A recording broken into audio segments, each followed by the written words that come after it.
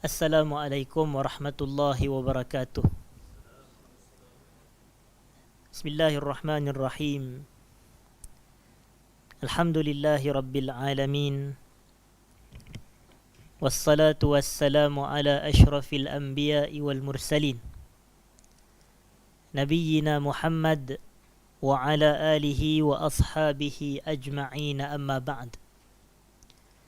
Muslimin dan muslimat, hadirin dan hadirat yang dirahmati Allah sekalian. Pertama sekali kita panjatkan syukur kepada Allah Subhanahu wa ta'ala kerana pada malam ini kita dapat bersama sekali lagi berkumpul bagi kita meneruskan majlis pengajian bulanan kita menggunakan kitab Mukhtasar Zadil Ma'ad fi hadyi khairil ibadi sallallahu alaihi wasallam. Dan kita hari ini, hadirin dan hadirat, berada pada minggu yang kelima daripada bulan Disember ini.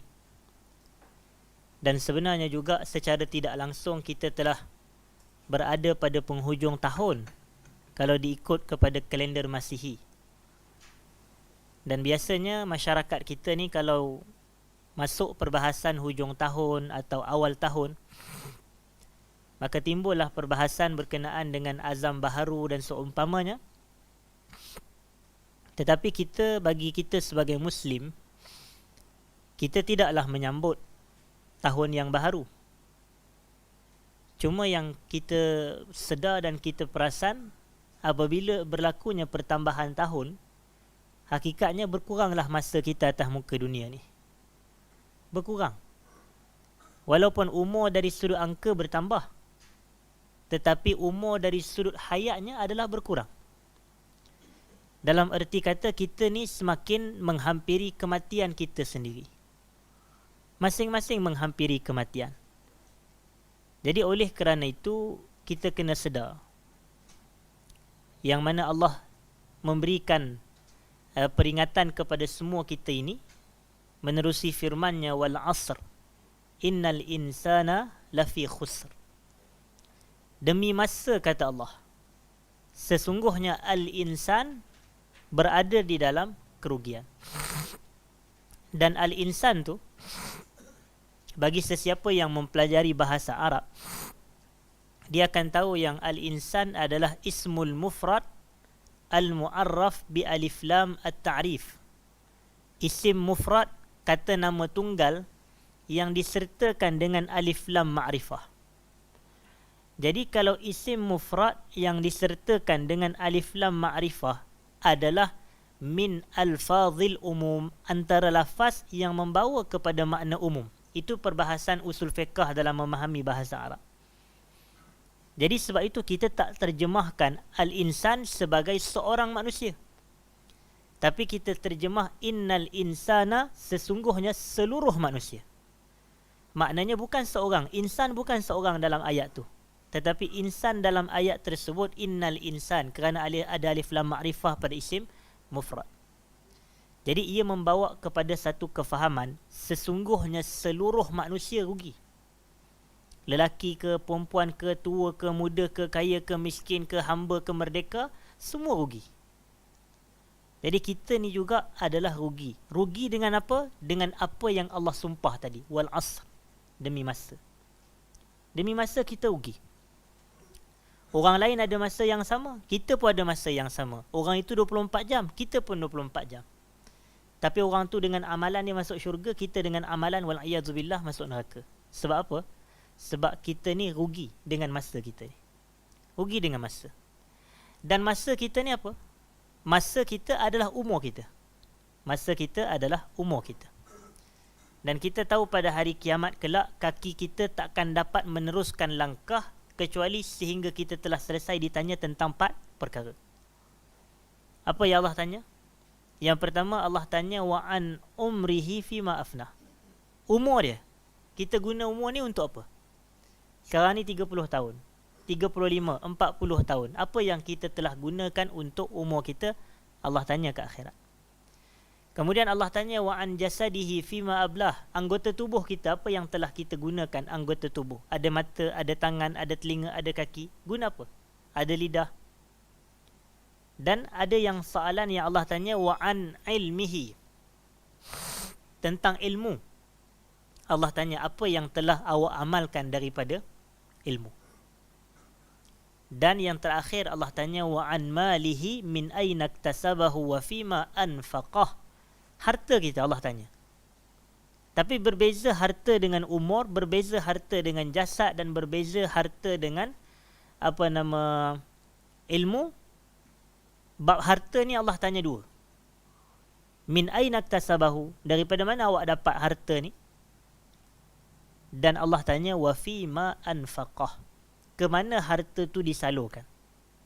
Dua soalan berkait dengan harta. Tapi yang saya nak bangkitkan tadi adalah berkenaan umur kita, kita habiskan dengan apa? Sebab umur kita adalah masa kita. Jadi adakah masa kita ni dalam kerugian ataupun tidak? Maka sebab itu sentiasa kita kena sentiasa diperingatkan. Tambah-tambah berlaku perubahan tahun, pertambahan umur, peralihan waktu. Kita kena sentiasa diingat bahawasanya manusia ni dengan masa dia rugi.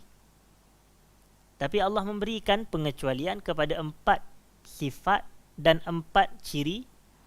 Allah kata illal ladzina amanu wa amilus salihat wa tawasaw bil haqq wa tawasaw bis sabr. Dan 4 inilah yang para ulama kita mengatakan ciri yang 4. Kalau seseorang itu nak selamat daripada rugi dunia akhirat dan dia nak untung dunia akhirat, dia kena ada ciri yang 4 ni. Yang pertama, dia kena ada ilmu. Dia kena ada ilmu. Dan dalil ilmu adalah pada perkataan illal ladzina amanu, melainkan orang yang beriman. Kerana nak beriman kena ada ilmu. Dalilnya adalah fa'lam annahu la ilaha illallah. Maka berilmulah kamu bahawasanya tidak ada Tuhan yang diabdikan diri kecuali Allah. Fa'lam, kena ada ilmu. Jadi apabila kita ada ilmu, dan la ilaha illallah tu adalah cabang iman yang paling tinggi. Kata Nabi SAW dalam hadis Muslim, al-imanu bid'un wa sittuna syu'bah. Iman ada 60 lebih cabang. Atau bid'un wa sab'un, perawi khilaf atau perawi syak. 70 lebih cabang atau 60 lebih cabang. Tapi itu khilaf perawi. Syak dia. A'laha, cabang iman yang paling tinggi kata Nabi SAW adalah qaulun apa? Qaulun la ilaha illallah. Itu cabang iman yang paling tinggi. Wa adnaha, cabang iman yang paling rendah adalah imatatul aza anit tariq. Kita mengalihkan sesuatu yang menyakiti di jalanan. Nampak ada kayu, nampak ada batu, nampak ada kaca, nampak ada sampah di tempat laluan orang ramai di atas jalanan, kita alihkan. Itu adalah selemah-lemah iman atau serendah-rendah iman. Wal haya'u syu'batun minal iman. Perasaan malu adalah satu cabang daripada cabang-cabang iman. Jadi yang kita sebut ucapan la ilaha illallah tadi. Jadi la ilaha illallah adalah iman. Yang Allah kata illal ladzina amanu tu. Tapi nak beriman kena ada apa? Kena ada ilmu. Fa'lam annahu la ilaha illallah. Jadi setelah kita ada ilmu pula, illal ladzina amanu wa amilus salihat. Beramal. Dan syarat nak beramal mestilah sebelum amal didahulukan dengan ilmu. Itu syarat dia. Jangan beramal tanpa ilmu. Seseorang yang beramal tanpa ilmu adalah orang yang akan menatijahkan kesesatan dalam hidup dia. Bila dia beramal tanpa ilmu. Kita bawa kereta daripada Salak Selatan contoh. Di tempat kita lah. Nak pergi Kenduri ke Rawang. Tempat kita tak tahu. Nak tengok Waze pun tak ada. Google Map lagi tak boleh pakai. Contoh. Jadi apabila kita nak guna perkara-perkara itu, kita tak boleh guna. Kita main bawa kereta tapi tak tahu tempat tu yang mana tempat yang sebenarnya. Penyudahan sampai Rawang ke tak? Tak sampai Rawang. Dia pergilah ke mana, penyudah ke Tapah ke mana. Jauh benar contoh. Sebab apa? Sebab dia sesat jalan. Kenapa dia sesat jalan? Dia bawa kereta tanpa ilmu. Yang tu maksud. Dan kita ni kalau kita pandu hidup kita, kita bawa diri kita, bawa hidup kita tanpa ilmu, sesat. Jadi sebab itu kita wajib, orang kata syarat sebelum beramal saleh, kena dahulukan dengan ilmu dahulu. Sebab itu Al-Imam Al-Bukhari rahmatullah alaih, bila dia sebut dalam kitabnya Sahihul Bukhari, babul ilmi qabla al-qawli wal amal. bab berilmu sebelum cakap dan sebelum beramal. Dia kena ada ilmu dulu. Biar cakap kita hasil daripada ilmu dan biar amal kita hasil daripada ilmu. Tapi sekarang kenapa banyak kacau bilau dalam kalangan masyarakat? Yang tak ada ilmu pun cakap. Yang tak ada ilmu pun nak beramal. Yang tu berlaku kacau bilau. Sebab itu kata Al-Imam Abu Hamid Al-Ghazali rahmatullah alaih, "Lau sakatal jahil laqallal khilaf." Kalau orang yang jahil tu diam, nescaya sedikitlah perselisihan faham. Tapi kenapa sekarang ni banyak perselisihan faham? Kalau tengok di media sosial hari-hari bergaduh. Kalau ada grup nak masak apa hari ni, suami masak apa hari ni, kita ada grup apa yang kita nak bergaduh hari ni, contoh. Hari-hari bergaduh. Di Twitter, di Facebook, ada je perbalahan, adanya pergaduhan. Jadi sebab apa berlaku perbalahan dan pergaduhan? Sebab orang jahil tak tahu diam. Itu. Orang jahil tak tahu diam. Dia pun nak bercakap juga. Tapi macam mana dia nak diam? Dia pun tak tahu yang dia jahil. Tu yang kata penyair itu, wa min a'jabil asya annaka la tadri wa anta la tadri bi annaka la tadri. Antara perkara paling pelik sekali, kamu tu tak tahu. Tapi kamu pun tak tahu yang kamu tu tak tahu. Itu perkara paling ajaib sekali. Jadi kita ni, kita kena sedar diri kita. Kalau kita tak tahu, kita jangan bercakap pada perkara yang kita tak tahu. Kalau kita tahu dan kita kuasai bidang tu dengan baik, kita cakap lah, tak ada masalah. Macam saya, tuan-tuan mungkin tak pernah dengar saya berbahas pada bidang yang bukan bidang saya. Tapi kalau saya ulas pasal isu-isu di luar bidang, mesti jadi pelik. Tapi kalau saya masih cakap dalam kerangka ilmiah, kerangka fiqah, kerangka syariah, kerangka akidah, bahagian-bahagian agama, itu tak apa sebab kita belajar. Dia paling penting kita kena tahu apa yang kita nak cakap dan kita kena tahu apa yang kita nak buat. Yang tu paling penting. Ada ilmu. Kalau tidak, nanti datang benda pelik-pelik. Bila orang yang di luar bidang bercakap. Sebab itu kata Al-Imam Ibn Hajar Al-Asqalani dalam kitabnya Fathul Bari. Bukan Fathul Izar. Fathul Bari. Jadi dalam kitab Fathul Bari Syarah Sahihil Bukhari, Al-Imam Ibn Hajar Al-Asqalani rahmatullah alaih, beliau menyatakan bahawasanya man takallama fi ghairi fannihi ata bil ajaib. Siapa yang bercakap pada bukan bidangnya, maknanya tanpa ilmu yang dia kuasai, dia akan datang bawa benda pelik-pelik. Dia akan datang bawa benda pelik sebab dia bercakap di luar bidang. Sama macam saya tak pandai pun dalam bab perubatan. Dia nak bercakap dalam bab perubatan. Sekarang ni kat Facebook kan banyak doktor-doktor, medik. Masa tak? Ini konspirasi, ini fitnah, itu tak betul, ini sekian-sekian. Konspirasi satu, tapi dia pakar ekosistem. Banjir berlaku sebab jarak saf. Yang tu pakar ekosistem. Jadi masyarakat kita ni banyak, kadang dia bercakap di luar bidang. Tu yang datang benda pelik-pelik tu. Awak fokus bidang awak. Kita masing-masing ada kepakaran, masing-masing ada kelebihan. Sila fokus kepada bidang masing-masing. Jadi ilmu.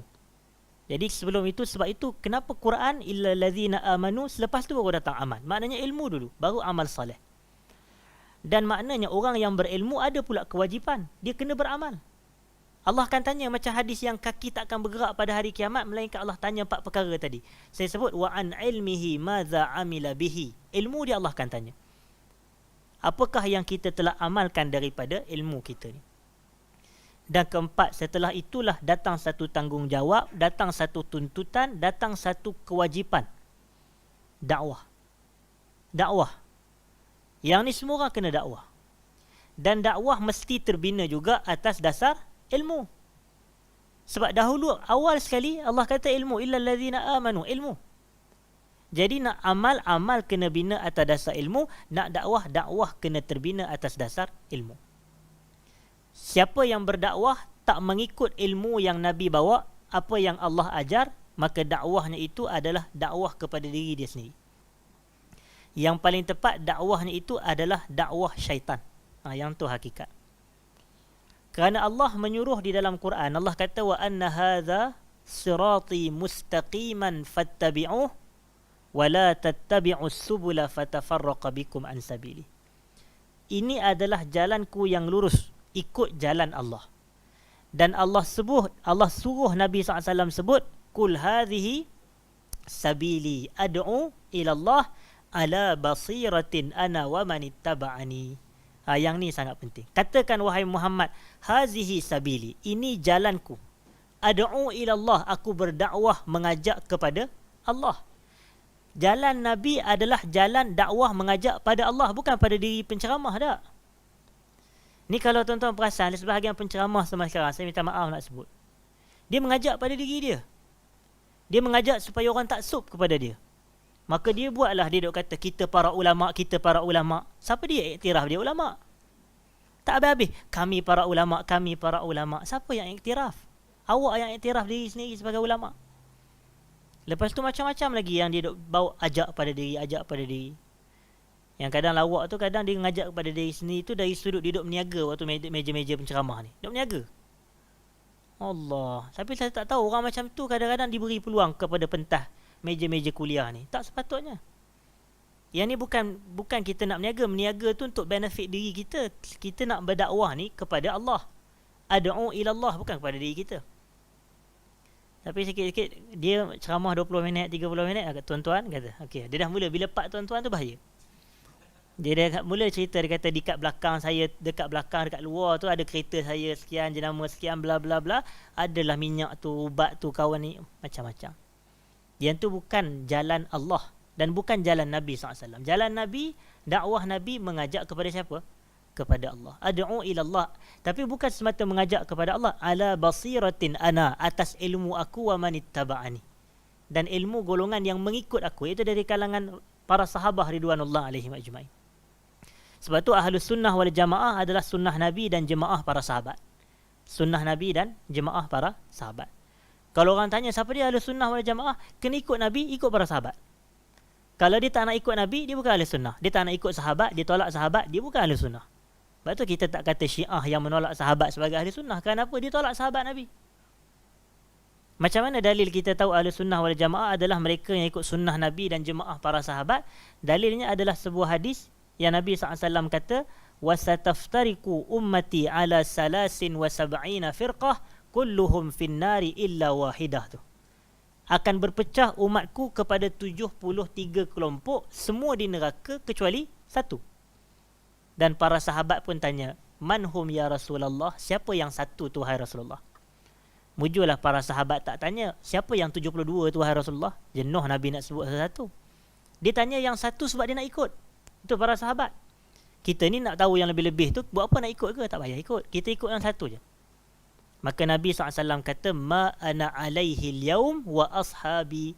Apa yang aku dan para sahabatku berada di atasnya pada hari ini. Nabi kata siapa? Aku dan para sahabatku. Jadi itu jalan yang kita nak ikut. Jalan Nabi dan para sahabat. Jalan yang selamat daripada neraka. Jalan yang membawa kepada syurga Allah. Ikut sunnah Nabi dan jemaah para sahabat. Hazihi sabili ad'u ila Allah ala basiratin ana wa manittaba'ani. Ikut. Sebab itu penting. Dia bukan semata orang kata kita ada nas. Tapi kefahaman yang betul terhadap nas. Yang tu. Bukan semata kerana kita ada dalil Quran, tapi kefahaman yang betul terhadap Quran. Kalau kita baca Quran, contoh, ada dua kefahaman yang berbeza. Kita baca, وَمَنْ يَتَّقِ اللَّهَ يَجْعَلْ لَهُ مَخْرَجًا وَيَرْزُقْهُ مِنْ حَيْثُ لَا يَحْتَسِبُ. Jadi kefahaman yang betul adalah siapa yang nak diberi jalan keluar daripada kesulitan hidup, siapa yang nak rezeki daripada jalan yang dia tak sangka-sangka, dia kena takwa pada Allah. Itu kefahaman yang betul. Kefahaman yang salah, jadikan ayat tu sebagai stiker, tampal dekat kereta. Yang tu. Kemudian kita kata, kenapa tampal kat kereta? Sebab, ataupun kenapa letak gantung di dinding rumah? Ataupun kenapa letak di dinding restoran? Sebab supaya rezeki mudah masuk. Dia kata ni ayat penarik rezeki contoh. Ayat 1000 dinar. Macam baru ni viral di media sosial.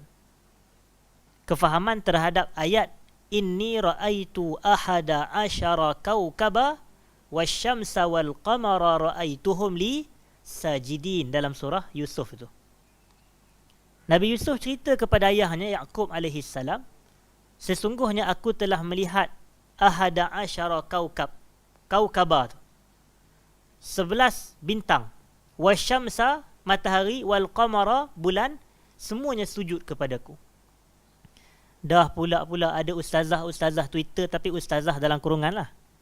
Ustazah Twitter kata ayat ni adalah ayat untuk tak nak bagi suami kahwin lain. Yang tu. Jadi yang dah kahwin jangan bagi isteri dengar ayat tu. Jadi contoh, itu kefahaman Tapi sebab tu kita kata ilmu betul, dalil betul, kefahaman tu macam mana? Tu yang kita kata kefahaman Nabi dan para sahabat. Adakah Nabi faham gitu? Adakah para sahabat faham begitu? Saya tanya tuan-tuan, Aisyah hafal Quran tak? Hafal Quran. Jadi bila Aisyah hafal Quran, dia mesti tahu ayat inni ra'aitu ahada asyara kaukaban tu. Dan dia pernah baca pun sebab dia mesti khatam Quran. Tetapi hadirin dan hadirat, bila Aisyah hafal Quran dan kata, adakah Aisyah kata aku nak baca ayat ni supaya Nabi tak kahwin lain? Tengok-tengok isteri Nabi SAW lebih daripada 9 orang. Nampak? Jadi sebab itu kadang kefahaman tu salah. Jadi kita kena ikut kefahaman yang betul, kefahaman Nabi dan para sahabat. Tengok, ada ke tak sahabat faham gitu? Tu yang muncul istilah-istilah siapa yang nak anak bijak, baca surah sekian. Siapa yang nak itu, baca surah ni. Seolah dia jadi spell. Dia seolah spell macam Harry Potter tu, contoh. Ini bukan, agama kita bukan begitu. Agama kita adalah penghayatan. Agama kita ada roh. Agama kita pengamalan dan tawakal mutlak kepada Allah, husnuzan kepada Tuhan. Tapi saya tak nafikan istilah orang kata tafaul dengan Quran. Tapi Nabi tak ajar begitu. Kefahaman sahabat tak tunjuk begitu. Jadi ikut jalan ni. Dakwah atas jalan mereka. Tapi tuan-tuan, bila kita nak dakwah ikut jalan Nabi dan kita nak dakwah ikut jalan para sahabat, kan banyak orang tak suka. Kan banyak orang tak suka. Orang kata, apalah nak tampai stiker pun tak boleh, contoh. Nak gantung, tak lakulah bisnes kami jual ayat 1000 dinar tu. Dia ada bisnes. Jadi dia kata tak, sebab dia kata sebab apalah ustaz ni tak nak, kata. Apa salahnya konon je. Lepas tu dia akan cari dalil, dia akan cari ustaz-ustaz yang membenarkan. Tak apa salah. Jadi bila kalau dia kata apa salah tak apa, tapi waktu itulah akan muncul label-label. Sebab kalau apa salah, orang pun macam boleh jadi betul juga apa ustaz ni cakap. Tapi bila dia buat satu label, dan manusia ni bila dapat satu label tu jadi macam hantu lah. Hantu tu kan label. Contoh. Bila kita tahu, jangan pergi ke situ, ada hantu banyak, contoh. Dia anak-anak kecil pun tak beranilah nak keluar rumah. Sebab apa? Takut hantu. Sebab dia dah ditakutkan dengan hantu. Sekarang ni hantu ni banyak label sekarang ni. Nak bagi orang takut. Jangan. Tapi sebab itu Allah kata, وَتَوَصَّوْا بِالصَّبَرِ. Kena sabar dalam jalan dakwah. Bila dakwah kita, kalau ikut jalan Rasul dan jalan Nabi SAW, jalan para sahabat, akan ada cabarannya. Akan ada ujian. Jadi sabar. Jadi ketiga-tiga prinsip ni, saya minta maaf, keempat-empat prinsip ni kena ada. Ilmu, amal, dakwah, sabar. Ilmu, amal, dakwah, sabar. Jadi itulah bila kita nak menamatkan tahun ni, kena sentiasa orang kata muhasabah. Kena sentiasa diperbaharui kefahaman ni. Dan insyaAllah kita akan berada pada jalan yang benar insyaAllah. Hadirin dan hadirat yang saya kasihi sekalian. Kita sambung perbahasan kita berkenaan dengan Mukhtasar Zadil Ma'ad ini. Mukhtasar Zadil Ma'ad fi hadi khairil ibadi sallallahu alaihi wasallam. Dan malam ni tajuk dia agak unik sikit. Iaitu faslun fi hadihi sallallahu alaihi wasallam fi nikah. Fasal berkenaan petunjuk Nabi pada perkahwinan dan pernikahan. Dan wa muasyaratihi sallallahu alaihi wasallam ahlah, dan bagaimana Nabi berinteraksi dengan isteri-isteri Nabi sallallahu alaihi wasallam. Jadi sebenarnya apa makna perkahwinan dan pernikahan? Apa makna? Maknanya pernikahan yang syar'i adalah pernikahan antara lelaki dan perempuan. Kalau tuan-tuan buka fiqh manhaji, itulah dia punya definisinya. Az-zawaju syar'i, pernikahan mengikut syarak, adalah perkahwinan atau hubungan antara lelaki dan perempuan. Dengan syarat yang tertentu dan rukun yang tertentu. Adalah dia punya syarat seperti ijab qabul dan seumpamanya, ada wali dan seumpama contoh. Jadi maknanya perkahwinan yang syar'i hanyalah yang melibatkan perkahwinan lelaki dan perempuan. Tapi ini banyak membatalkan apa yang telah diusahakan sehingga hari ini, iaitu ada perkahwinan antara sesama jenis. Yang tu. Sedangkan agama kita tak anggap tu sebagai perkahwinan, kerana definisi perkahwinan yang sah adalah antara lelaki dan perempuan. Tapi kalau antara lelaki dan lelaki, agama kita tak mengiktiraf ia sebagai az-zawajus syar'i, perkahwinan yang sah. Kalau antara perempuan dan perempuan, ia juga tidak diiktiraf. Tapi kita kena sentiasa berhati-hati kerana usaha pihak sentiasa ada. Kitalah yang kena sentiasa bersedia. Sebab zaman berubah dengan pantas dan cepat. Jadi banyak yang nak memaksa kita mengikut acuan-acuan dan corak-corak yang menyeleweng ni. Tapi kita kena sentiasa berjuang dan pertahankan. Kena ada wakil-wakil kita. Yang tu yang Nabi SAW kata, La tazalu ta'ifatun zahirina alal haq tu. La yadurruhum man khadalahum. Maknanya akan ada satu kumpulan, satu puak yang sentiasa menzahirkan kebenaran. Dan orang yang menghina mereka tak akan pernah sama sekali memberi mudarat kepada mereka. Mereka akan sentiasa menzahirkan kebenaran. Tapi zaman sekarang banyak. Macam kita kata, tak nak tengok TV contoh. Tapi kita langgan Netflix. Kenapa tak nak tengok TV? Sebab TV drama bosan contoh. Astro pun bosan. Cerita pula cerita yang tak apa-apa. Asal cerita je pula mesti cerita pasal berebut pasangan contoh. Berebut lelaki. Cerita pula mesti orang kaya dengan kahwin dengan orang kaya juga contoh. Jadi kita pun dah bosan. Ambil Netflix. Tapi semua cerita dalam Netflix ada LGBT punya watak contoh. Jadi kita dah jadi macam ada lagi watak, ada watak. Benda-benda ni dia macam orang kata suntikan-suntikan halus, jarum-jarum halus. Dia tak boleh masuk. Kita tutup pintu ni, dia akan masuk ke pintu lain. Tu bahaya. Jadi kita yang kena banyak tutup dah sekarang ni. Tak boleh buka banyak sangat.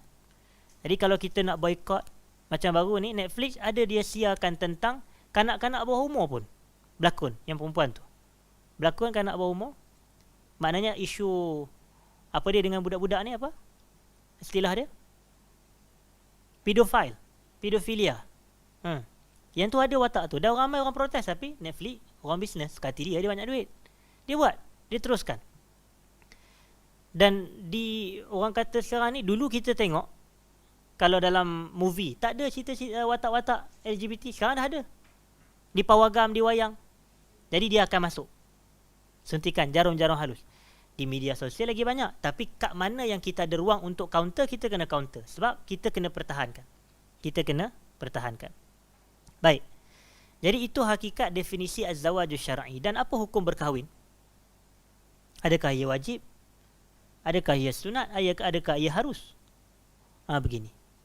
Sebenarnya perkahwinan terikat padanya 5 hukum taklifi. Maknanya perkahwinan ni terikat padanya 5 hukum taklifi. Dia boleh jadi wajib. Maknanya kahwin ni boleh jadi wajib. Dia boleh jadi sunat. Dia boleh jadi harus. Dia boleh jadi makruh. Dia boleh jadi haram. Tapi makruh tu jarang berlaku lah. Dia sama ada haram je. Maknanya 4 yang utama. Bila jadi wajib? Bila dia jadi wajib, contoh seorang lelaki tu telah ada kemampuan untuk berkahwin. Dia ada kemampuan 2 benda. Dari sudut nafkah zahir dan batin. Maknanya belanja keuangan dia cukup. Dan kemampuan orang kata nafkah batin pun cukup. Memadai. Yang tu, dan dia takut kalau dia tak kahwin akan menyebabkan dia orang kata masuk ke kancah perzinaan. Yang tu. Jadi bila dia khawatir kalau dia tak kahwin dia akan berzina, maka wajib bagi dia untuk berkahwin. Wajib bagi dia untuk berkahwin. Itu yang Nabi SAW kata, Man istata'a minkumul ba'ah falyatajawaz. Siapa dari kalangan kamu yang mampu untuk al-ba'ah? Apa itu al-ba'ah? Kalau ikut kepada Al-Imam Subulus Salam, siapa dia tulis? San'ani Bulughul Maram? Ibn Hajar? Subulus Salam. San'ani tu. Kalau ikut kepada Imam Al-Amir San'ani rahmatullah alaih, dia kata al-ba'ah maknanya adalah al-jima'. Jadi kalau terjemahan literal, sesiapa dari kalangan kamu yang mampu berjima' hendaklah dia berkahwin. Saya macam tak setuju pula terjemahan tu kan. Sebab kalau setakat mampu berjima', budak 13 tahun mampu dah kan. Betul tak? 14 tahun pun boleh tak? 15, 16. Tapi dia kata begitu. Al-ba'ah tu salah satu makna je. Tapi dia imam, dia ulama'. Tapi saya suka kalau kita kata al-ba'ah tu maknanya kemampuan dari sudut dua-dua tu tadi. Dia ada ma'unah, maknanya ada keuangan cukup. Dan satu lagi dia sudut kemampuan untuk orang kata dalaman tu, batin. Macam tu. Okey. Itu terjemahan yang lebih tepat. Man istata'a minkumul ba'ah, siapa dari kalangan kamu yang ada kemampuan, yang mampu untuk segala keperluan kekeluargaan, falyatazawwaj, maka hendaklah dia berkahwin. Itu jadi ada hukum pertama jadi wajib. Yang kedua sunat. Siapa yang sunat ni? Sunat ni maknanya kalau dia ada kemampuan, harta, tenaga cukup, tapi dia boleh kawal diri dia. Macam dia tak mencecah kancah zina, dia tak berzina dan seumpamanya, maka dia boleh untuk orang kata hukum dia sunat bagi dia kahwin. Dan kalau harus ni pula, macam secara umumnya perkahwinan bagi setiap orang adalah harus. Itu hukum asal. Ni hukum asal bagi perkahwinan, harus. Kalau awak mampu kahwin, kalau tak nak tak apa, nak buat macam mana? Contoh. Dan ada yang haram. Haram tu kalau dia tahu dia berkahwin akan menzalimi isteri dia, contoh. Dari sudut dua benda. Sama ada dia menzalimi isteri dia dari sudut fizikal, dia tahu sebab dia ni kata, aku ni jenis panah baran ni, contoh kan. Dia jenis panah baran ni yang sampai kepada tahap semua benda nak empuk, contoh. Semua benda nak pecah, semua benda nak pijak. Jadi kalau sampai kepada tahap begitu, dan dia khawatir kalau dia kahwin dia akan memudaratkan pasangan dia, maka haram bagi dia untuk berkahwin pada waktu itu. Melainkan dia kena berubah dulu. Panah baran, contoh. Ada orang kata panah baran ni tak ada ubat. Betul ke? Sebenarnya Nabi kata kan setiap penyakit ada ubat. Likul lidain dawa. Setiap penyakit ada ubat dia. Kalau kita anggap baran tu penyakit, adalah ubat dia. Jadi agama kita ni dia bagi satu isyarat tentang sifat baran ni. Quran telah sebut kepada kata-kata Nabi Isa dalam surah Maryam. Nabi Isa ni dia kata wa barran biwalidati, dan aku ni sangat buat baik kepada mak aku. Buat baik kepada mak. Walam yaj'alni jabbaran syaqiyya, dan Allah tidak menjadikan aku ni jabbar. Jabbar ni maknanya baran. Dalam bahasa utara dia panggil perenguih. Betul tak perenguih? Perengus. Perengus ni maknanya jenis nak cepat melenting je, cepat naik angin, contoh. Semua tak kena. Syaqiyah ni pula adalah duk sedih je. Kan ketika Hajjaj bin Yusuf Al-Thaqafi tu dia nak bunuh siapa dia tu? Apa nama? Sa'id bin Jubair. Sa'id bin Jubair, ulama besar tu. Dia kata, "Masmuk, apa nama awak?" Dia kata, "Nama aku adalah Sa'id bin Jubair." Tapi Hajjaj ni dia pelekeh nama orang tu, dia kata bal anta syaqiyyu ibnu Qusair. Sa'id tu maksud dia bahagia, happy, gembira. Syaqi pula adalah sedih, derita. Yang tu syaqi tu. Walam yaj'alni jabbaran syaqiyya, dan Allah tidak menjadikan aku ni jabbar. Jabbar ni something pun boleh. Jabbar yang kita kata apa nama, dulu kan ada viral yang kata nama Allah Jabbar Mutakabbir sebagai something tu kan, dulu zaman dulu kan dia kecoh sekejap. Tapi hakikatnya betul lah daripada satu sudut. Dan benda tu memang sifat Allah. Sifat Allah ni Jabbar ni, tapi kita terjemah maha perkasa, macam Jabbar. Al-Mutakabbir tu yang maha membesar ataupun besar diri. Memang hakikatnya betul. Tapi kalau kita mutakabbir tu orang yang takbur, orang yang sombong. Tapi kita nak nisbah pada Allah, kena tepatlah bahasa tu. Jadi walam yaj'alni jabbaran syaqiyya. Allah tak jadikan aku ni panah baran, perengus. Orang kata samsing, kaki pukul. Dah syaqi, dah hidup sedih, derita je. Tak. Jadi kita nampak tak dia punya kesan dia? Tu kesan daripada perbuatan apa? Kesan daripada buat baik kepada mak. Orang yang buat baik kepada mak dia, dia takkan jadi orang yang jabbar ni, jabbar syaqi ni, dia takkan jadi orang gitu. Dia takkan jadi panah baran, dia takkan jadi derita hidup dia takkan jadi sebab dia buat baik kepada mak dia. Dalilnya kisah Nabi Isa alaihi salam tadi. Tapi kalau kita tanya, orang tanya, "Ustaz, kenapalah saya ni duk rasa macam panah baran apa semua?" Cuba tengok bagaimana hubungan kita dengan ibu kita, contoh.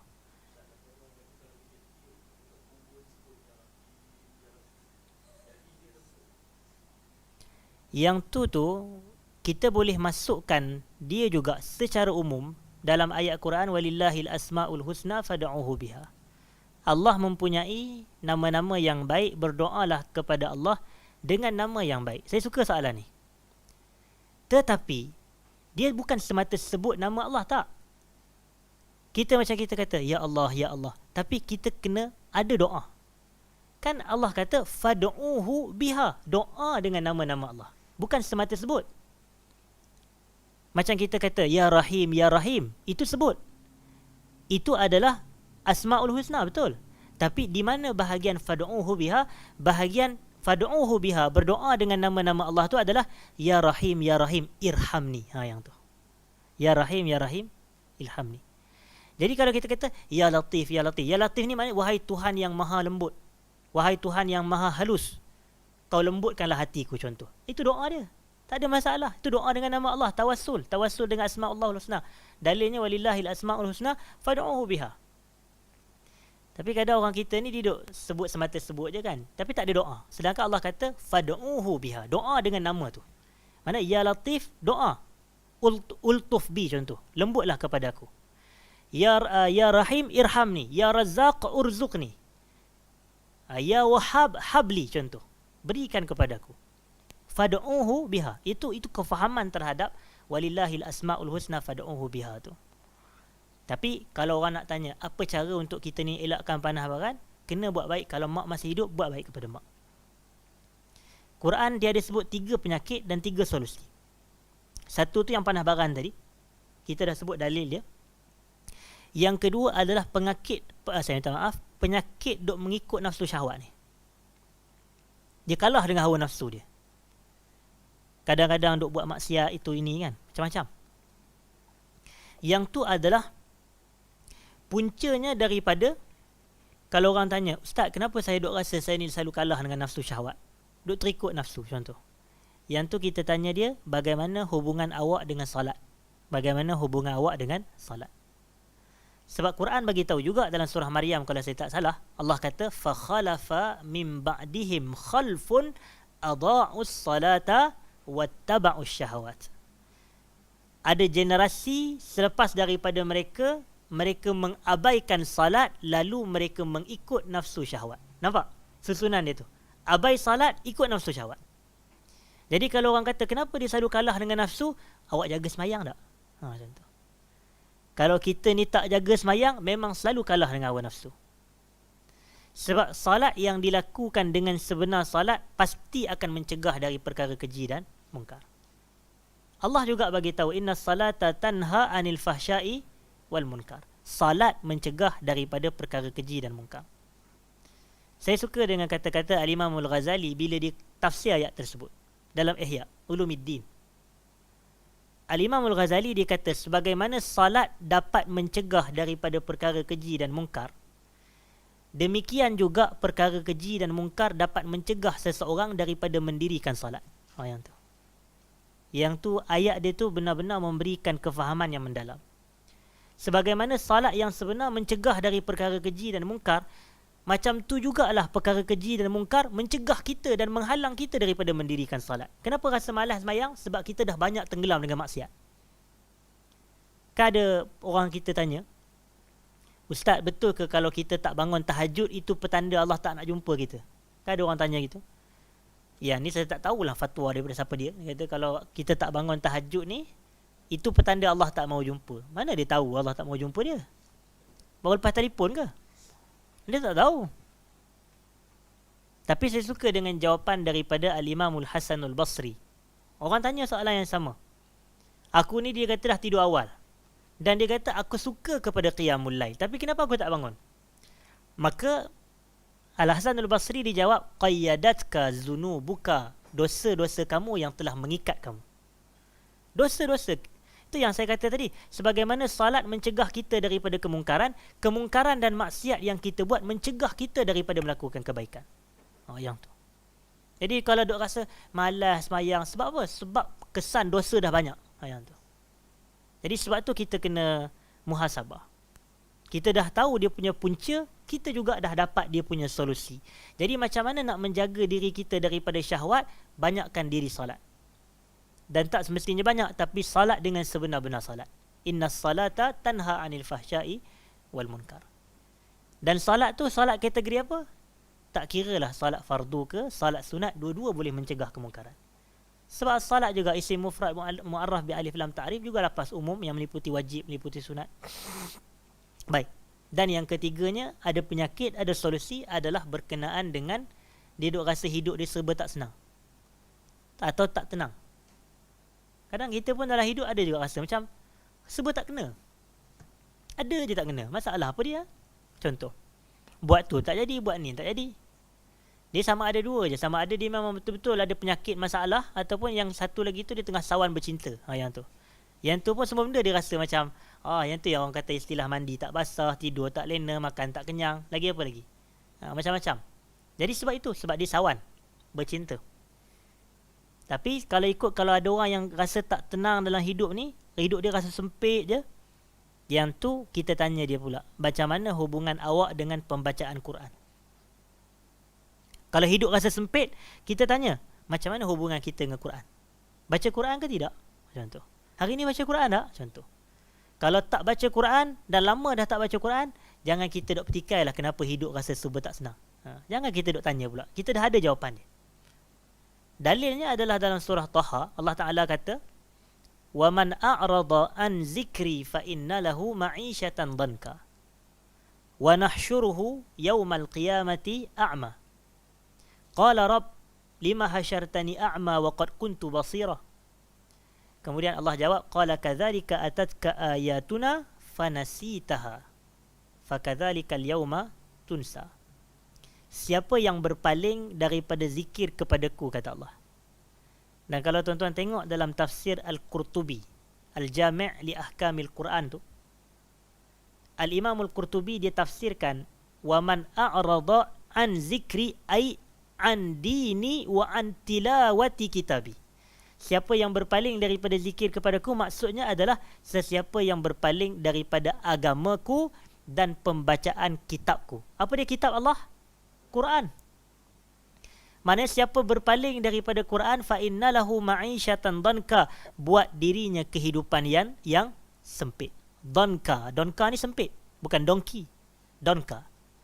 Danka, ma'isyatan danka, kehidupan yang sempit. Dan Allah kata, kami akan bangkitkan dia pada hari kiamat dalam keadaan buta. Dia buta. Lalu dia bertanya kepada Tuhan, Rabb, dia kata, qala Rabb, wahai Tuhan, lima hasyartani a'ma, kenapa kau bangkitkan aku buta, waqad kuntu basira, sedangkan aku dulu kat dunia boleh melihat. Tapi Allah jawab, Allah kata, kadzalika atatka ayatuna fanasitaha, telah sampai kepada kamu ayat-ayat kami, lalu kamu nasitaha. Apa makna nasitaha? Nasitaha tu, nasia dekat situ bukan makna lupa. Nasia dekat situ maknanya taraka, iaitu tarakaha. Yang ni kita kena teliti. Antara maksud nasia adalah taraka, tinggal. Tapi nasia juga hakikatnya membawa erti lupa. Jadi dalam ayat kazalika atatka ayatuna fanasita, nasitaha tu kamu tarakaha, kamu tinggalkan ia. Datang kepada kamu ayat-ayat kami. Dalam kurungan ayat-ayat kami itu apa dia? Quran. Tapi kita abaikan Quran. Maknanya abaikan pembacaan Quran. Maka fakadzalikal yauma tunsa, hari ini kamu dilupakan ke diabaikan? Maka pada hari ini kamu diabaikan dan ditinggalkan. Itu terjemahan yang tepat. Sebab kalau kita terjemah, maka pada hari ini kamu dilupakan, siapa yang melupakan? Adakah Allah? Allah ada sifat pelupa ke? Tak ada. Sama juga dengan ayat nasullaha fanasiyahum tu. Nasullaha fanasiyahum. Mereka tak lupa ke Allah. Mereka abaikan Allah. Mereka tinggalkan Allah. Lalu Allah pun meninggalkan mereka. Bukan Allah melupakan mereka, kerana Allah tak bersifat lupa. Jadi kita kena teliti ni. Baik. Jadi hadirin dan hadirat, kita dah jelas 3 ni tadi. 3 penyakit, solusi. Kalau panah baran, kena tengok hubungan dengan mak.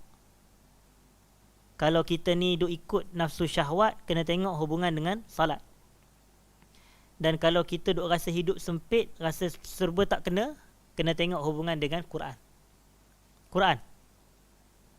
Sebab itu Allah kata, ala bi zikrillahi tatma'innul qulub. Dengan mengingati Allah, hati akan tenang. Antara zikrullah adalah bacaan Al-Quran. Baik. Jadi balik kepada perbahasan kita ni. Nabi SAW, perkahwinan pertama Nabi, dan kita kena jelas, tadi kita dah sebut berkenaan definisi perkahwinan. Dan kita juga dah sebut bahawasanya hukum perkahwinan terikat kepada hukum taklifi yang 5. Dia boleh jadi wajib, sunat, boleh jadi harus, boleh jadi makruh dan boleh jadi haram. Dan haram macam yang kita cerita tadi, yang sebab kepada perbahasan panjang lebar tentang panah baran dan seumpama itu, sebab haram berkahwin kalau kita tahu kita bakal menzalimi pasangan. Yang tu.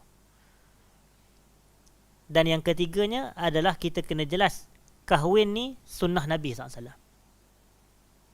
Nahan Nabi sallallahu alaihi wasallam anit tabattul. Nabi SAW melarang daripada perbuatan tidak mahu berkahwin. Tidak mahu berkahwin.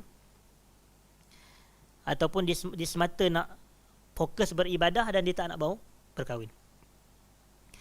Dan ada sebuah hadis yang bila 3 orang lelaki tanya kepada Sayyidah Aisyah tentang amalan Nabi, maka mereka menganggap yang amalan Nabi tu macam sikit je nampak macam tu.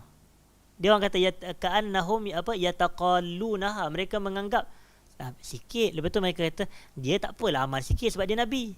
Macam tu. Tapi bila Nabi dengar je sampai berita tu ke pengetahuan Nabi, merah padam muka Nabi SAW. Marah benar Nabi SAW. Nabi marah dengan kenyataan dia tu, seolah mereka menganggap amalan Nabi sikit. Nabi kata inna atqakum wa akhsyakum billahi ana. Yang paling takwa kepada Allah, yang paling takut kepada Allah dari kalangan kamu adalah aku. Maknanya manusia paling bertakwa kepada Allah Rasulullah SAW. Dan manusia paling takut kepada Allah adalah Nabi SAW. Dan manusia yang paling alim tentang Allah, inna a'lamakum wa atqakum billahi ana. Yang paling alim tentang Allah dan yang paling takwa kepada Allah adalah aku, kata Nabi sallallahu alaihi wasallam. Pun begitu kata Nabi, aku tidur dan aku salat malam. Aku tidur dan aku salat malam. Pun begitu, aku berpuasa dan aku berbuka. Pun begitu, aku ni berkahwin dengan orang perempuan. Faman raghiba an sunnati falaysa minni. Itu kata Nabi SAW. Sesiapa yang raghiba ni boleh jadi suka, dan raghiba ni boleh jadi benci. Tapi kita kena tengok selepas tu. Raghibaan ke, raghiba ila ke, macam tu. Kalau raghibaan ni dia tak suka, dia benci. Faman raghiba an sunnati falaysa minni. Sesiapa yang benci kepada sunnahku, dia bukan dari kalangan aku. Benci ni bukan maknanya dia enggan mengikut sunnah aku. Macam mana? Contoh begini. Nabi buat begini tapi dia buat benda lain. Itu raghibaan lah.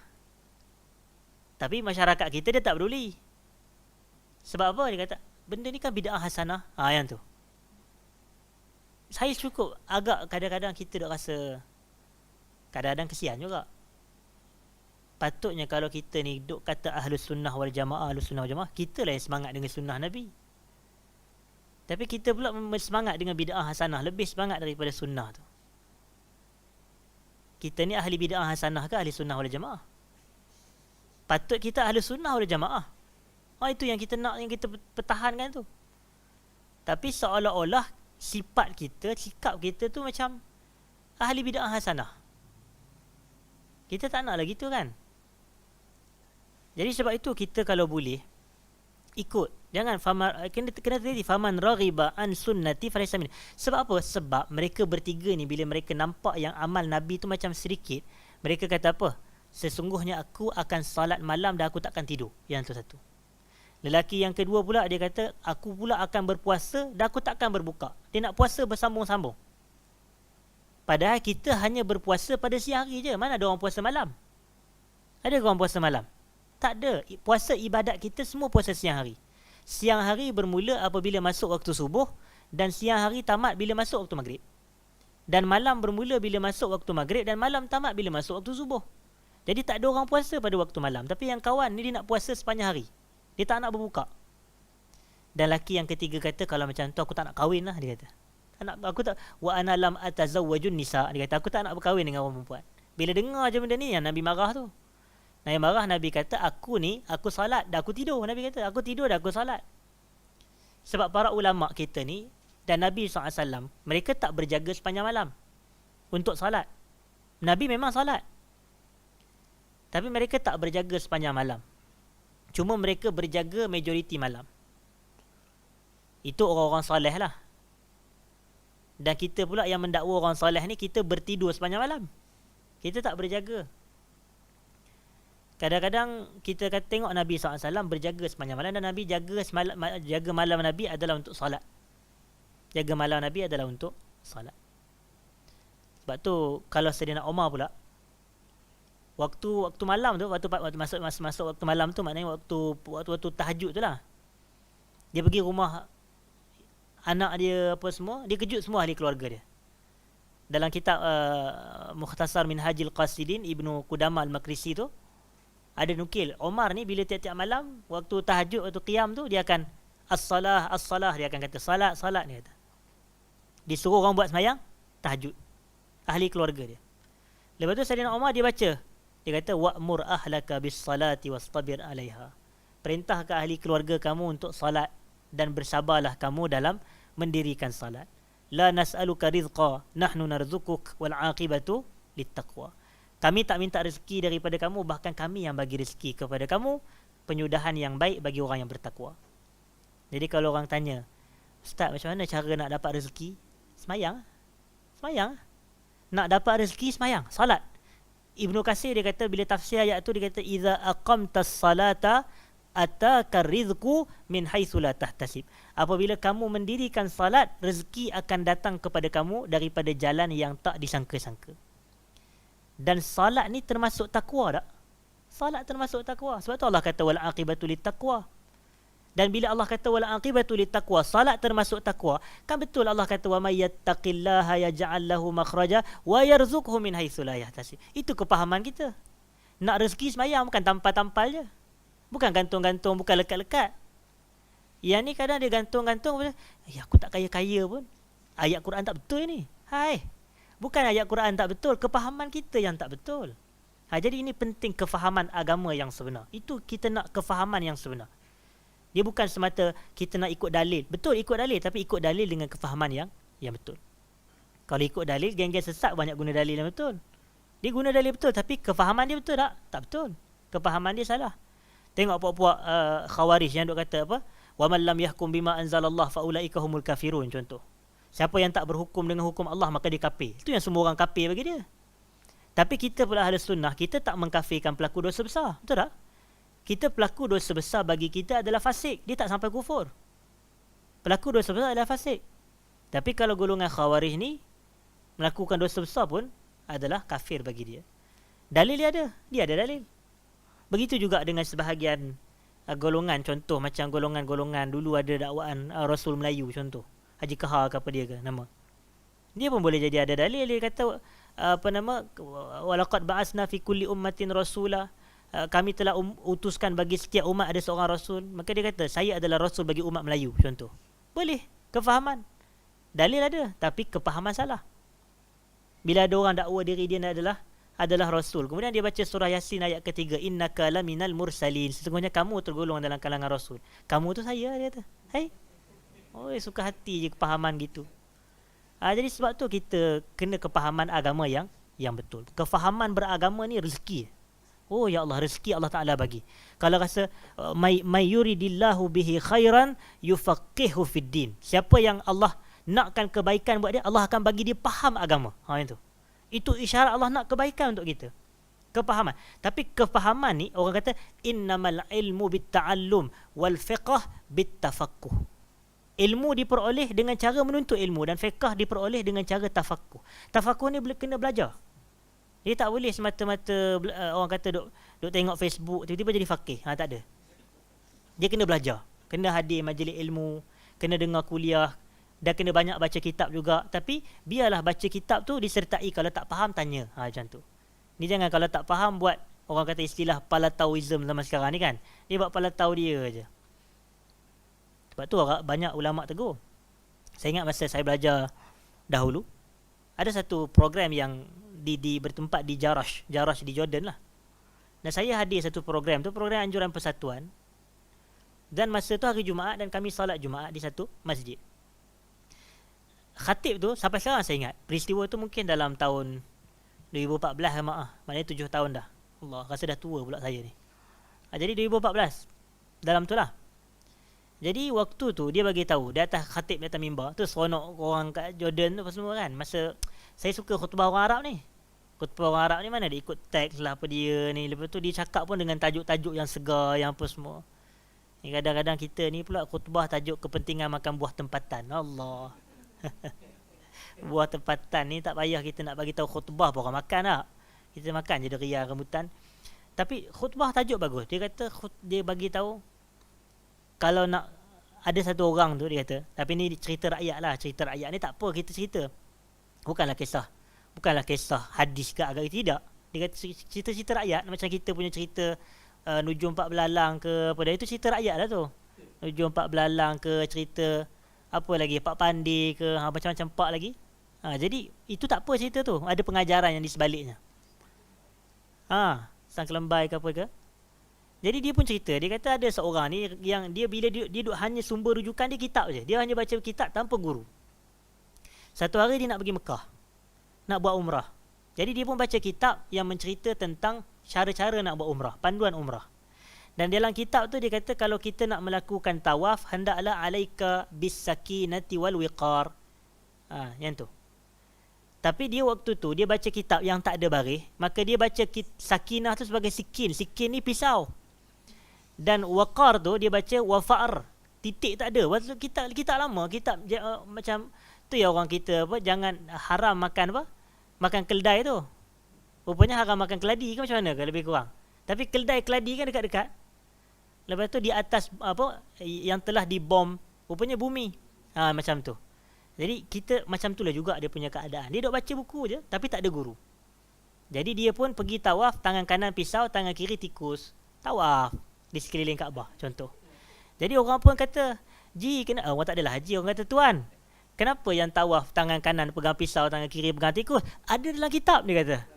Ada dalam kitab. Jadi mana kitab tu? Orang kata, ni kitab dia. Kata, kan ni sakinah wal wiqar. Sakinah ni tenang, wiqar tu dengan penuh santun, sopan apa semua.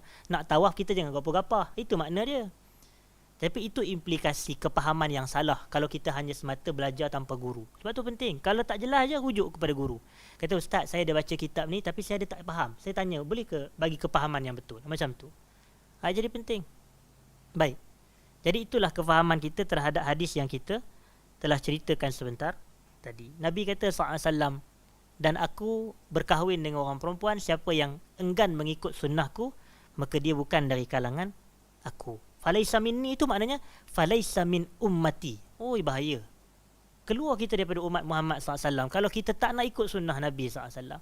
Dah ada dah contoh teladan yang baik daripada Nabi, tapi kita kata, tak, Nabi ni amalan dia berat, kita ni lemah, jadi kita kena ikut amalan yang untuk guru cipta. Ya Allah.